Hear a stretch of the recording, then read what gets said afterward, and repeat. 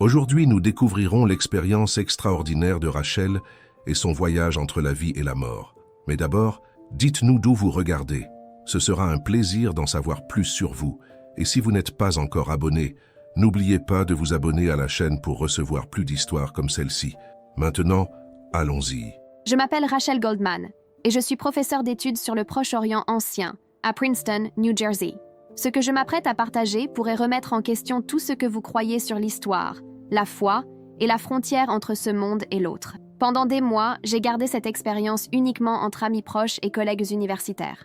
Mais maintenant, j'ai l'impression que le moment est venu de le partager avec le monde. Le 15 septembre 2023, lors d'une fouille archéologique à Jérusalem, j'ai vécu ce que la médecine a décrit comme une mort clinique. Pendant 8 minutes et 42 secondes, j'étais entre deux mondes. Ce jour-là, nous étudions les anciens systèmes d'approvisionnement en eau de la cité de David, en particulier le célèbre tunnel d'Ézéchias. La chaleur était intense, et notre équipe explorait une chambre souterraine récemment découverte, lorsque soudain, une partie du tunnel s'est effondrée. Avant que je puisse réagir, une poutre s'est effondrée sur moi, m'enfouissant sous des couches de décombres. L'impact m'a fait perdre connaissance, et puis tout a changé. La transition n'a pas été brusque, mais progressive, comme si l'on s'enfonçait dans les eaux profondes. D'abord, j'ai senti le poids des pierres, le goût de la poussière, puis est venue une sensation d'apesanteur. Je flottais. J'ai baissé les yeux et j'ai vu mon propre corps. Mes collègues criaient, désespérés, essayant de me secourir. Le docteur Cohen, notre médecin, a effectué des compressions thoraciques avec un air de concentration intense. Cependant, je n'ai ressenti aucune douleur. Il n'y avait aucune crainte, juste une paix indescriptible. Puis, une lumière est apparue. Mais le qualifier de léger serait une simplification injuste. C'était vivant, vibrant, plein de couleurs que je n'avais jamais vues auparavant. Cela m'a enveloppée, et tout à coup, j'ai eu l'impression de franchir un portail menant au tissu même du temps. Lorsque la lumière s'est estompée, je me suis retrouvée dans un lieu que je connaissais bien, mais d'une manière complètement différente, l'ancienne Jérusalem. Mais je n'étais pas un simple spectateur. C'était vraiment là. L'odeur de la fumée du bois d'olivier et de l'encens flottait dans l'air. Je pouvais sentir la rugosité des pierres sous mes pieds. Le murmure des prières, en hébreu ancien, résonnait autour de moi. La poussière avait un goût métallique, et la chaleur du soleil sur ma peau était aussi réelle que tout ce que j'avais jamais connu. C'est alors que j'ai entendu mon nom. Je me suis retournée et je l'ai vu. Pas le personnage des peintures et des films, mais quelqu'un dont la présence était à la fois bouleversante et accueillante. Ses yeux contenaient l'éternité, tout en transmettant une familiarité réconfortante. Quand il souriait, c'était comme si la nuit la plus sombre avait cédé la place à l'aube. « Rachel », dit-il, sa voix remplie d'une puissance indescriptible. Jésus était là, devant moi. Il leva la main et montra les murs de Jérusalem. « Vous avez passé votre vie à étudier ces pierres. Maintenant, vous allez voir pourquoi elles parlent encore. Depuis des années, mes recherches se concentrent sur l'histoire ancienne, fouilles, documents, analyses scientifiques. J'ai débattu du siège assyrien de Jérusalem, analysé les preuves archéologiques, remis en question l'exactitude des récits bibliques. Mais rien n'aurait pu me préparer à ce qui s'est passé ensuite. En un clin d'œil, nous avons franchi les murs de la ville. Et puis, j'ai vu quelque chose qui m'a fait battre le cœur. Une armée assyrienne de 185 000 hommes, campée devant la ville. J'avais déjà étudié cet événement, mais les chiffres des livres d'histoire ne rendaient pas compte de son énormité. Les tentes s'étendaient à perte de vue, et la lueur des lames au clair de lune était menaçante. Jérusalem, face à cette force colossale, semblait insignifiante. « Faites attention », dit Jésus. Peu de gens ont eu le privilège d'assister à ce moment où le ciel et la terre se sont rencontrés. Il commença à me montrer des détails qu'aucun manuscrit ne pourrait jamais décrire. Comment les armées de Sennachérib ont dévasté Juda avec des tactiques de siège brutales. Comment la guerre psychologique a été utilisée pour semer la peur. Nous avons été transportés plus près du commandant assyrien, Rabshakeh. Il parlait devant les murs de Jérusalem, et non pas en araméen, comme le disent les livres, mais en hébreu. Il voulait que chaque citoyen, du plus simple au plus influent, comprenne ces menaces. La peur est une arme puissante, a déclaré Jésus, alors que j'entendais la voix de Rabshakeh résonner. Et cette tactique n'a jamais changé. L'ennemi parle encore le langage du peuple de Dieu pour le tromper. Les paroles de Jésus résonnaient, alors que je regardais Rabshakeh, le commandant assyrien, lancer sa guerre psychologique contre Jérusalem.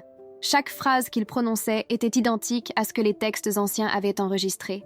Un dieu d'une nation a-t-il déjà racheté son pays du roi d'Assyrie? Le ton de mépris et d'arrogance de sa voix m'a fait frissonner. J'avais étudié ces mots pendant des années, analysé leurs implications dans des articles universitaires, débattu de leur authenticité historique. Mais les entendre dire là, avec une réelle intention de semer la peur, leur donnait un poids qu'aucun livre ne pourrait jamais transmettre. Jésus nous a ensuite transportés à l'intérieur des murs de la ville. C'est alors que j'ai vu le roi Ézéchias, non pas comme un personnage historique lointain, mais comme un homme réel, en chair et en os. Leur robe royale était recouverte de sacs en signe de deuil et d'humiliation.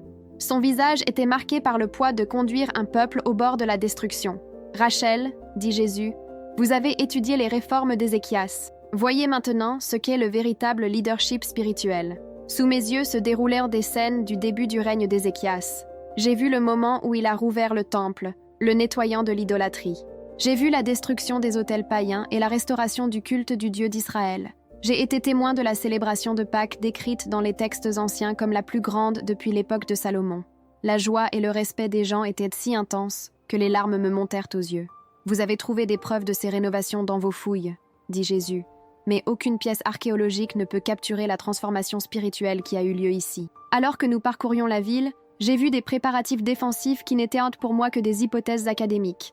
J'ai vu le travail acharné des ouvriers pour terminer le tunnel de Siloé, la même structure que j'étudiais avant mon accident. Soudain, j'ai compris la raison des courbes irrégulières du tunnel. Ils suivaient des fissures naturelles dans la roche, murmurai-je, étonné. Jésus hocha la tête. Vos hypothèses étaient correctes. Mais vous avez raté la chose la plus importante, la foi qui a inspiré cette ingénierie. Ensuite, il m'a emmené au cœur du temple. Il y avait Ézéchias, agenouillé, tenant la lettre de menace envoyée par Sennachérib. Je l'ai vu le dérouler devant l'autel et prier. Sa voix tremblait, non pas de peur, mais de profonde supplication. « Regardez, dit Jésus, il ne demande pas seulement la délivrance, il appelle à ce que le nom de Dieu soit glorifié. » Pendant des années, j'ai étudié ce récit de manière analytique, mais en être témoin a tout changé. J'ai compris, à ce moment-là, que la plus grande bataille ne se déroulait pas entre des armées humaines, mais dans le cœur de ceux qui choisissèrent de faire confiance ou non à la puissance divine. Et puis, le moment qui allait tout changer est arrivé. Jésus me regarda et dit solennellement « Maintenant, faites attention. C'est ce qui arrive lorsque le ciel répond à la foi. » L'air autour de nous a changé. C'était comme la pause avant une tempête, mais en plus intense, plus profond. Puis j'ai vu l'ange du Seigneur. Aucune description humaine ne pourrait rendre justice à cet être. Il n'était pas seulement lumière ou énergie. Il était le pouvoir personnifié. C'était comme essayer de décrire le bruit du tonnerre à quelqu'un qui ne l'avait jamais entendu, ou d'expliquer l'immensité de l'océan à quelqu'un qui n'avait vu qu'une rivière. Sa présence était à la fois majestueuse et terrifiante, et sans un seul coup d'épée, le sort de l'armée assyrienne fut scellé. Il n'y a eu aucune bataille, aucun bruit de combat, juste un terrible silence. Comme un souffle invisible, la vie a abandonné 185 000 guerriers en un instant. De puissants soldats, qui constituaient autrefois une menace écrasante pour Jérusalem, gisaient désormais immobiles, comme des feuilles mortes en automne. Je pouvais à peine respirer. C'était une scène de gloire et de jugement à la fois. Ces archives archéologiques, dit Jésus, vous avez trouvé des traces de cet événement, n'est-ce pas? Oui, je savais exactement de quoi il parlait. Le prisme de Sennachérib, un artefact assyrien que j'avais étudié de manière approfondie, se vantait des conquêtes du roi, mentionnait comment il avait assiégé Jérusalem, mais n'avait jamais prétendu l'avoir conquise. L'absence de ce détail a toujours été un mystère parmi les historiens. Maintenant, j'ai compris pourquoi. J'ai vu de mes propres yeux Sennachérib, le roi assyrien autrefois arrogant, s'enfuir vers Ninive avec terreur. L'homme qui avait défié le Dieu d'Israël était désormais un fugitif, un roi vaincu sans qu'un seul soldat juif n'ait besoin de lever l'épée. Mais Jésus ne s'arrête pas là. Maintenant, regardez l'impact de cela sur l'histoire. Devant moi, les conséquences de cet événement se sont déroulées comme une chronologie vivante. J'ai vu comment la défaite humiliante de Sennachérib a brisé l'élan de l'Empire assyrien, entraînant des changements qui façonneraient l'histoire de la région. J'ai vu le lien entre ce moment et des événements futurs que je n'avais jamais associés auparavant. « Rachel, dit Jésus, l'histoire n'est pas seulement une séquence d'événements, c'est un témoignage de la fidélité divine. Tout au long de la nuit, Jésus m'a guidée à travers des événements que je n'avais connus auparavant que par des documents historiques. Il m'a montré des détails qui comblaient des lacunes dans mes connaissances académiques. Il a expliqué le véritable sens des décisions politiques, des stratégies militaires et des constructions monumentales. Mais surtout, cela a révélé le but spirituel derrière chaque moment enregistré. Et puis le soleil s'est levé sur Jérusalem. La lumière du matin révéla ce qui restait de la puissante armée assyrienne, des milliers de corps immobiles. Le jugement de Dieu était complet. Jésus s'est tourné vers moi et m'a demandé « Dis-moi, Rachel, que dit l'histoire laïque de cette nuit-là » J'ai pensé au rapport que j'avais étudié. J'ai mentionné l'historien Hérodote, qui a écrit sur une invasion de rats qui a détruit l'équipement des Assyriens, et sur l'absence notable de la conquête de Jérusalem dans les archives de Sennachérib. Jésus sourit.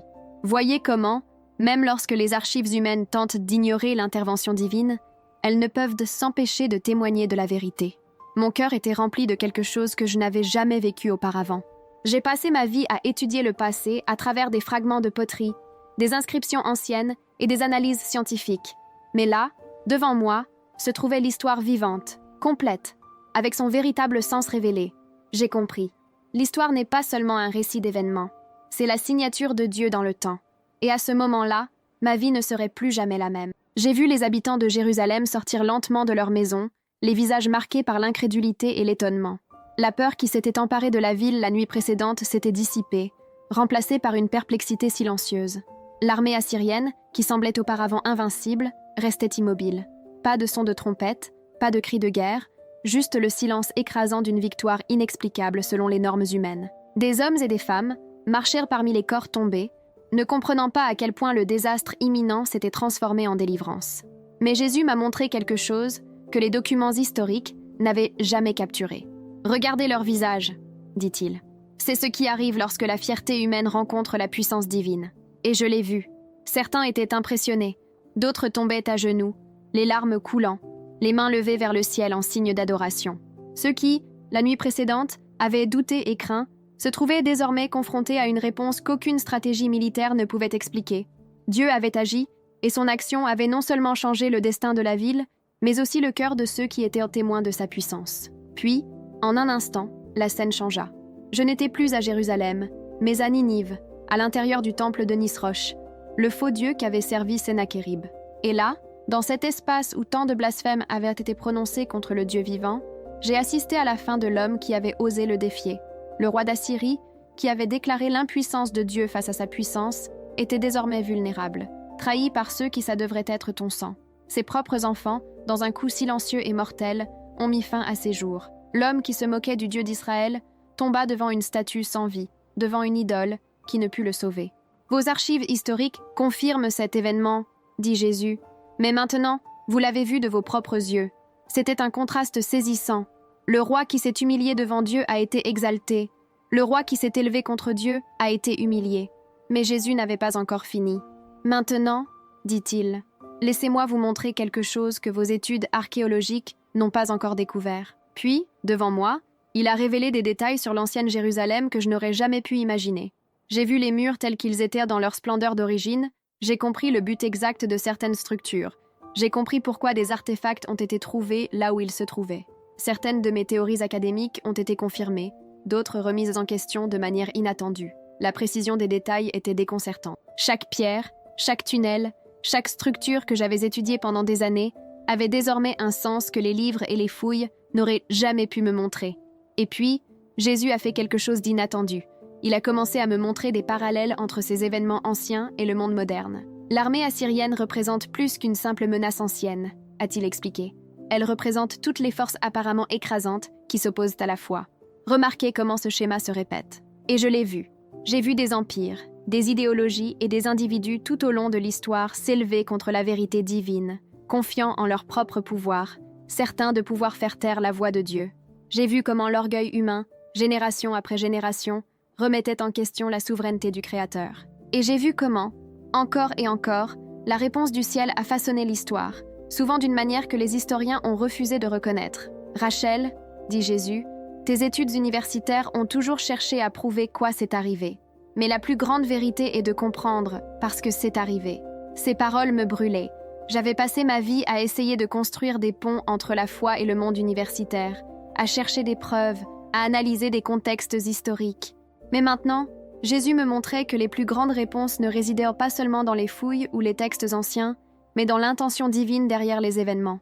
Et puis, il a fait quelque chose qui m'a coupé le souffle. Maintenant, voyez, dit-il, les découvertes archéologiques qui restent à faire. Avant moi, j'ai vu des endroits où de futures fouilles révéleraient des preuves qui n'avaient pas encore été trouvées.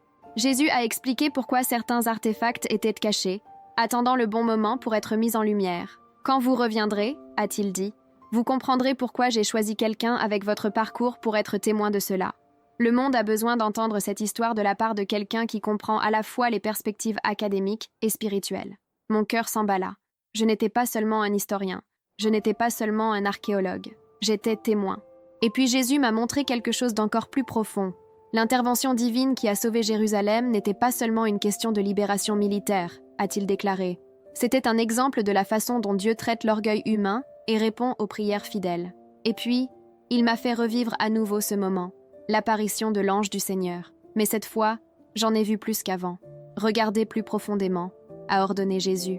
Maintenant, je n'ai pas seulement vu quoi s'est arrivé, mais j'ai compris parce que arrivé. Le pouvoir de l'ange n'était pas seulement destructeur, il était rédempteur. Il n'a pas simplement éradiqué une armée, il a corrigé un déséquilibre. Ce qui s'est produit cette nuit-là n'était pas un acte arbitraire de fureur divine, mais une réponse parfaite à l'arrogance humaine et à la foi authentique. Voyez, a souligné Jésus, comment la présence de l'ange affecte différentes âmes de différentes manières. J'ai vu. Les orgueilleux tombèrent dans la terreur et dans la mort. Mais à l'intérieur des murs de Jérusalem, ceux qui avaient de confiance en Dieu ressentaient une paix inexplicable, avant même de connaître la victoire. Le pouvoir divin est non seulement détruit, mais également restauré. Et puis, Jésus a révélé quelque chose qu'aucun historien n'avait jamais enregistré. Ce que vos érudits n'ont jamais compris, dit-il, c'est que l'ange ne s'est pas contenté de prendre des vies. Il a séparé l'orgueil du pouvoir, l'arrogance de l'autorité. C'était comme si le tissu même de la réalité avait vibré de présence divine cette nuit-là. J'ai vu comment l'action de l'ange s'est répercutée à travers le temps, façonnant le destin des nations, influençant le cours de l'histoire humaine d'une manière que les érudits n'avaient jamais imaginée. Et puis, alors que la lumière du matin baignait la ville sainte, Jésus s'est tourné vers moi. « Maintenant tu sais, dit-il. Maintenant tu l'as vu. Mon cœur était en feu. L'histoire n'était pas seulement une séquence d'événements, c'était un témoignage de fidélité divine. Et à ce moment-là, j'ai compris pourquoi j'étais là. J'ai été appelé pour raconter cette histoire. Le sort de chaque soldat cette nuit-là n'a pas été scellé par la violence divine aléatoire, mais par l'état spirituel de son propre cœur devant la sainte présence. J'ai vu, avec une clarté qu'aucun récit historique ne pouvait transmettre, comment le pouvoir de l'ange opérait avec une précision absolue, différenciant les niveaux d'orgueil et de rébellion dans chaque âme. Certains soldats tombèrent instantanément, comme si leur propre arrogance était la lame qui les transperçait. D'autres, avant leur fin, ont eu un instant de révélation, un bref instant où leur cœur a reconnu le divin qu'ils avaient auparavant méprisé. Et puis, à ma grande surprise, j'ai réalisé que certains, très peu, avaient en survécu. Ce n'étaient pas les plus forts ni les plus rapides, mais ceux dont le cœur, même au milieu de la guerre, portait une graine d'humilité. Ils vivraient assez longtemps pour raconter cette histoire, et leur vie serait transformée par ce dont ils avaient été témoins. « Rappelez-vous, dit Jésus, sa voix pleine de sens, chaque intervention divine porte des échos de jugement et de miséricorde. Même en cette période de destruction massive, des graines de rédemption étaient semées. Et alors que j'essayais de comprendre cette vérité, il m'a montré que cet événement n'était pas unique. C'était un modèle qui se répéterait tout au long de l'histoire. J'ai vu des interventions divines se produire de différentes manières, à différentes échelles, mais fonctionnant toujours selon les mêmes principes spirituels. Certaines étaient visibles et spectaculaires, changeant le cours des nations. D'autres se sont produits dans des moments silencieux, imperceptibles aux archives historiques, mais profondément transformateurs pour les âmes impliquées. C'est pourquoi l'orgueil est si dangereux, a expliqué Jésus. Cela crée une résonance spirituelle qui attire le jugement, non pas parce que Dieu est vengeur, mais parce que l'orgueil lui-même est incompatible avec la présence divine. Tout comme la lumière dissipe naturellement les ténèbres, la sainteté divine déplace naturellement l'orgueil humain. Ces paroles ont révélé une vérité que je n'avais jamais complètement comprise. L'intervention divine n'était pas un acte arbitraire. C'était la manifestation d'une réalité spirituelle qui avait toujours été présente, une réalité où l'arrogance et la rébellion ne pouvaient coexister avec la présence de Dieu.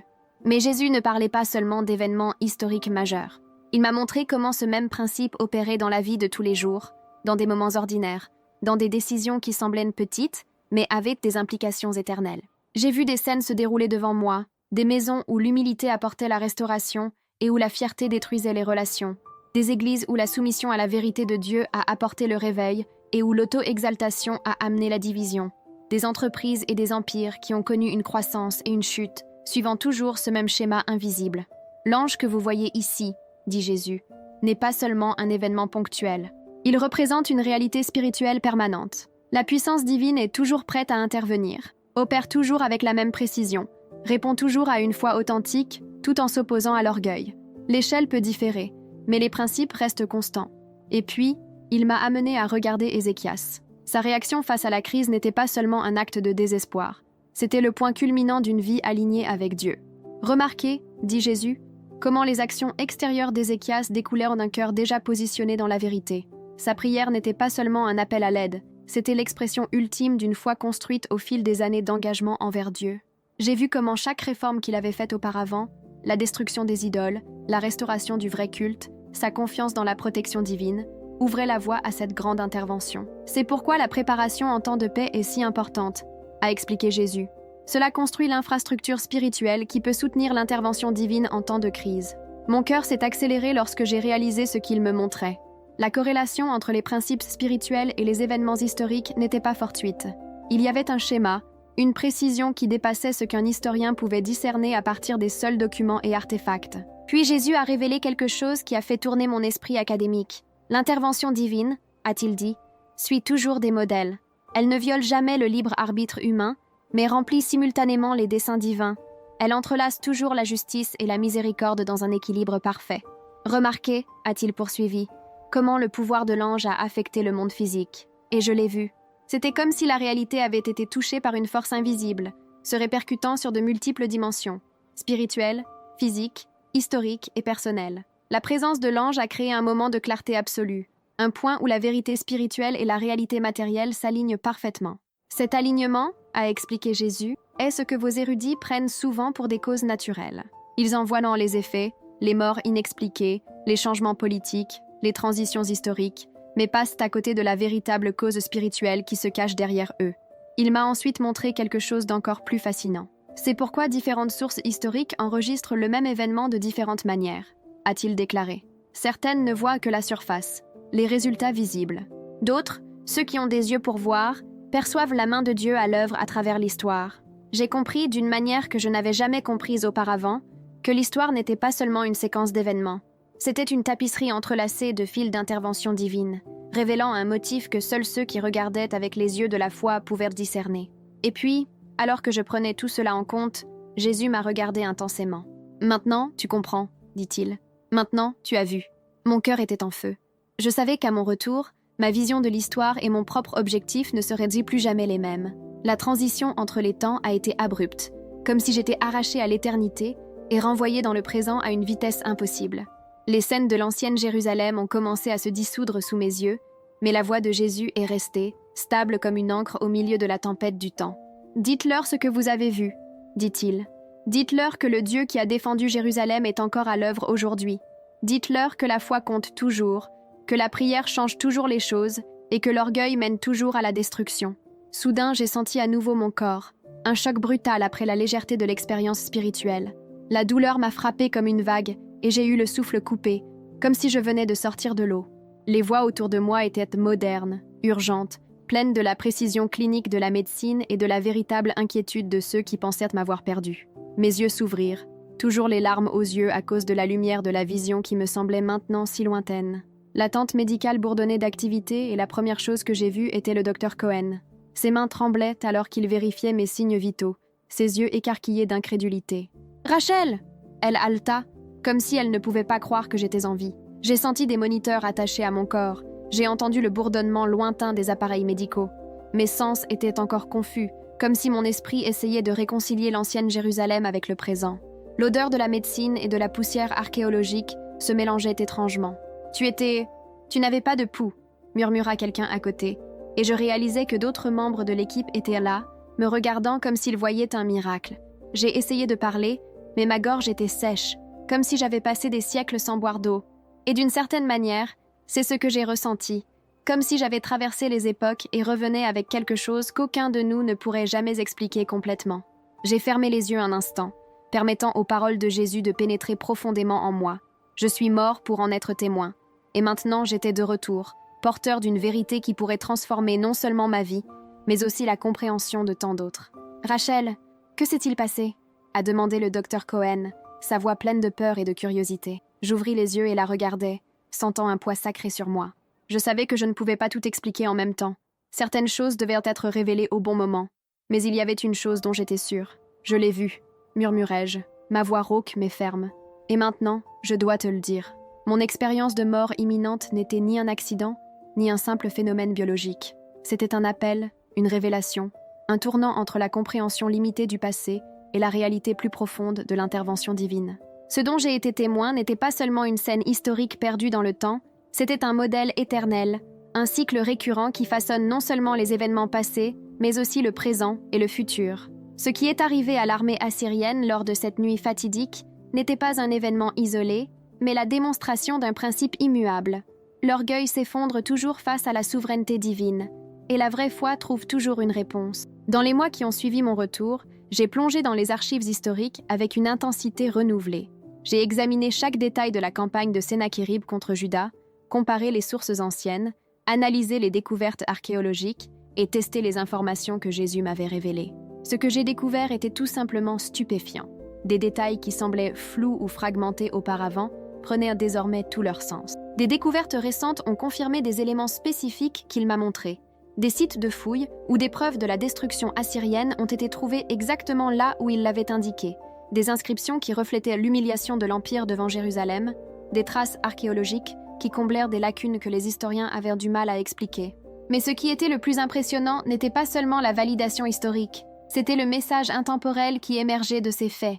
La bataille entre l'orgueil et l'humilité, entre l'arrogance et la foi, n'est pas seulement un thème du passé. C'était une réalité palpitante et vivante qui se déroulait dans notre monde d'aujourd'hui. Les mêmes forces qui se sont soulevées contre Jérusalem continuent de se lever sous de nouvelles formes. Des systèmes qui remettent en question la souveraineté de Dieu, des idéologies qui glorifient l'autosuffisance humaine, des pouvoirs qui tentent d'effacer la foi authentique de la société.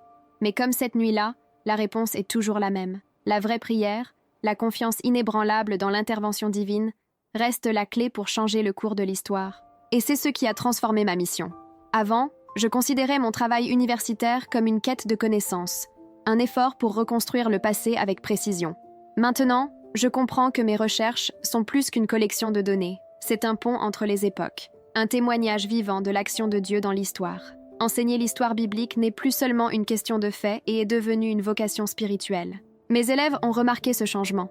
Des collègues qui auparavant considéraient mon travail avec scepticisme m'écoutèrent désormais avec une attention différente, non pas parce que j'avais des arguments plus convaincants, mais parce qu'il y avait une autorité indéniable dans ce que je partageais.